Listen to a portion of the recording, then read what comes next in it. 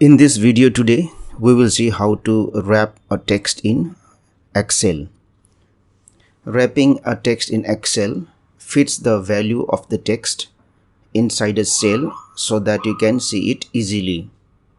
For example, if you see there is a value in one cell and there is this value in another cell. If you see in cell A, the value is hidden because the width of the value is more than the width of the cell. Even this one, if you see, the value is crossing and it is touching cell C. So if you want the value of the cell to fit in the cell itself, then you have to wrap a text. So I will select this cell. I will go to format cells, go to alignment, wrap text. Okay.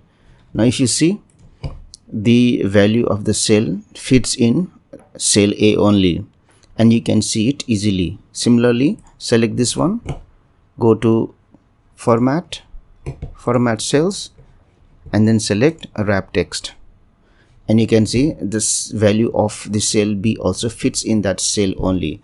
So this makes it easier for you to see the value of the cell and the value does not cross and or touch the other cell. Thank you for watching this video. Please like and share this video if you found it helpful. Also click on the subscribe button and hit on the bell icon to get the notification of our latest videos for free.